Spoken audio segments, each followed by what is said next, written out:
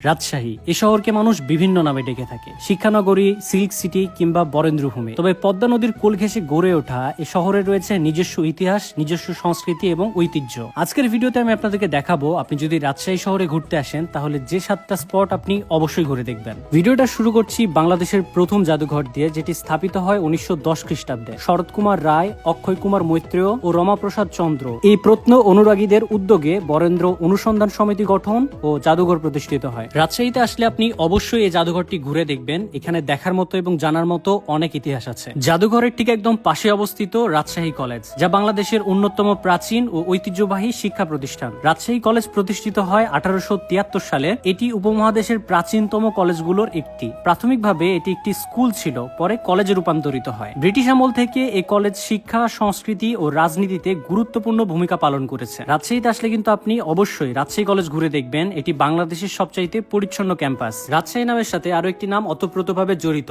তা হলো silk city. তবে এই সিল্ক সিটি নামকরণটা হলো কিভাবে? রাজশাহীতে 1300 শতাব্দী থেকে সিল্ক উৎপাদন শুরু হয়েছিল। তখন এটি বেঙ্গল সিল্ক বা গেঞ্জিস সিল্ক নামে পরিচিতি লাভ করে। 1700 শতকে ইউরোপীয় ব্যবসায়ীরা বাংলা সেই সিল্ক সংগ্রহ করে বিদেশে নিয়ে যেত। এই কারণে রাজশাহী সিল্ক সিটি নামে পরিচিতি লাভ করে। রাজশাহীতে সিল্কের তৈরি বিভিন্ন শাড়ি, জামা কাপড় আপনি পেয়ে যাবেন। উষা সিল্ক এবং রাজশাহী সিল্ক এই দুইটা কারখানাতে এখানে বিভিন্ন রকম কালেকশন আছে এবং আপনি নিজে দেখতে পাবেন। পোকা থেকে গুটলি, গুটলি থেকে সুতা, সুতা থেকে শাড়ি, এই পুরো প্রসেস আপনি এখানে দেখতে পাবেন। সো উষা সিল্ক অথবা রাজশাহী সিল্ক ভিজিট করতে আপনি একদমই ভুলবেন না। এরপরে আপনি ঘুরে দেখতে পারেন রাজশাহী বিশ্ববিদ্যালয়। রাজশাহী বিশ্ববিদ্যালয় বাংলাদেশের উত্তরাঞ্চলের সর্ববৃহৎ বিশ্ববিদ্যালয় এবং দেশের দ্বিতীয় প্রাচীনতম বিশ্ববিদ্যালয়। রাজশাহী বিশ্ববিদ্যালয় প্রতিষ্ঠিত হয় 6 জুলাই 1953 সালে। রাজশাহী বিশ্ববিদ্যালয়কে বলা হয়ে থাকে উত্তরবঙ্গের অক্সফোর্ড। এই ক্যাম্পাসের আয়তন প্রায় 753 একর, যা দেশের অন্যতম বড় বিশ্ববিদ্যালয় ক্যাম্পাস। স্বাধীনতা আন্দোলন ও মুক্তিযুদ্ধে রাজশাহী বিশ্ববিদ্যালয়ের শিক্ষক শিক্ষার্থীদের গুরুত্বপূর্ণ ভূমিকা রেখেছেন। 1971 সালে বিশ্ববিদ্যালয়ের অনেক শিক্ষক ও শিক্ষার্থী শহীদ হয়েছিলেন। শহীদ শামসুজ্জোহা স্যার ছিলেন পাকিস্তানি সেনাদের গুলিতে নিহত প্রথম বিশ্ববিদ্যালয় শিক্ষক। এবাদেও নাম না জানা অনেক শহীদদের স্মৃতি বিশ্ববিদ্যালয় এখনো বহন করে চলছে। রাজশাহী বিশ্ববিদ্যালয় ঘুরে দেখবেন। আর রাজশাহী বিশ্ববিদ্যালয়ে যদি খাবারগুলোই ট্রাই না করেন তাইলে কি হবে? বিশ্ববিদ্যালয়ের ভেতরে লেবু পিনিক, লেবু চুর তো আছে, এবাদে একটা খাবার আমি আপনাদেরকে দেখাবো যেটার দাম মাত্র 30 টাকা। হোটেলটা অবস্থিত রাজশাহী বিশ্ববিদ্যালয় স্টেশনে।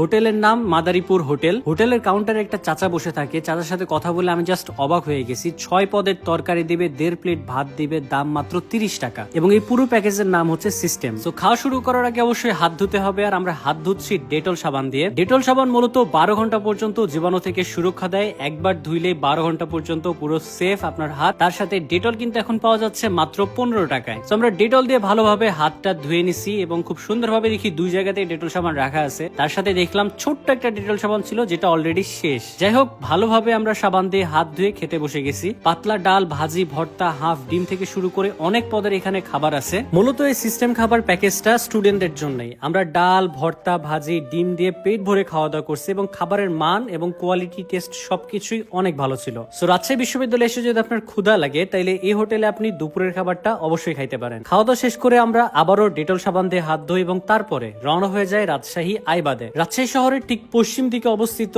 আইবাদ। আইবাদ থেকে আপনি রাজশাহী পদ্মা নদীর অনেক সুন্দর একটা ভিউ দেখতে পাবেন। এখান থেকে নৌকাতে চড়ে আপনি নদীতে ভ্রমণ করতে পারবেন। যেহেতু নদীর স্রোত এবং পানি এখন অনেক বেশি, সেক্ষেত্রে নৌকাতে ভ্রমণ করলে অবশ্যই নিরাপত্তার দিকটা বিবেচনায় রাখবেন। তার সাথে এখানে বিভিন্ন রকমের খাবার পাওয়া যায়, পেয়ারা মাখানো পাওয়া যায়, আচার পাওয়া যায়, এগুলো আপনি ট্রাই করে দেখতে পারেন। আইবাদ ঘোরাফেরা শেষ করে আপনি চলে যেতে পারেন পাশে অবস্থিত টিবাদে। টিবাদ থেকেও আপনি ঠিক সেম ভাবে নদীর একটা সুন্দর ভিউ পাবেন। এখান থেকেও আপনি চাইলে নৌকায় ভ্রমণ করতে পারবেন। রাজশাহী শহর যেহেতু পদ্মা নদীর তীরে গড়ে উঠেছে, তো যেখানেই ঘুরতে যান আপনি নদীর একটা ভিউ পাবেনই। টিবাদ থেকে আপনি আসতে পারেন মুক্ত মঞ্চে। এটা মূলত একটা বিনোদন কেন্দ্র।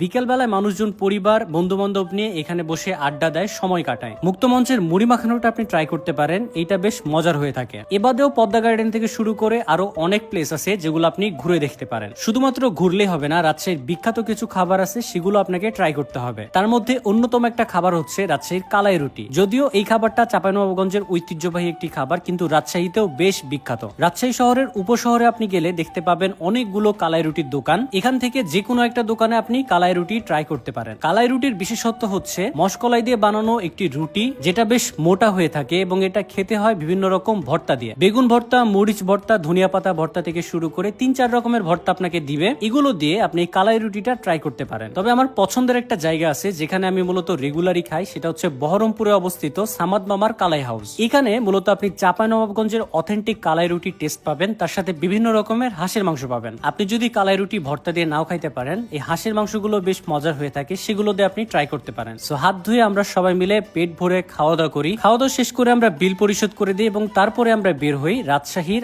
আরো একটা সৌন্দর্য দেখার জন্য। রাজশাহী দিনের বেলা আপনি সব জায়গায় ঘুরে বেড়ালেও রাতের সৌন্দর্য কিন্তু রাজশাহীতে পুরোই আলাদা। রাতে রাজশাহীর আলো আপনাকে অন্যভাবে বর্ণন করে নিবে। রাজশাহীর এই আলোগুলো আপনাকে মুগ্ধ করবে। আশা করি রাজশাহীতে আসলে এই সমস্ত অ্যাক্টিভিটিস করলে আপনার ভ্রমণটা সুন্দর হবে। এবং ভিডিওতে আমি যদি কোনো রং ইনফরমেশন দিয়ে থাকি সেক্ষেত্রে ক্ষমা সুন্দর দৃষ্টিতে দেখবেন। ধন্যবাদ সবাইকে ভিডিওটা দেখার জন্য। ভিডিওটা ভালো লাগলে অবশ্যই শেয়ার করবেন, লাইক করবেন এবং আপনার মতামতটি কমেন্টে জানিয়ে দিবেন।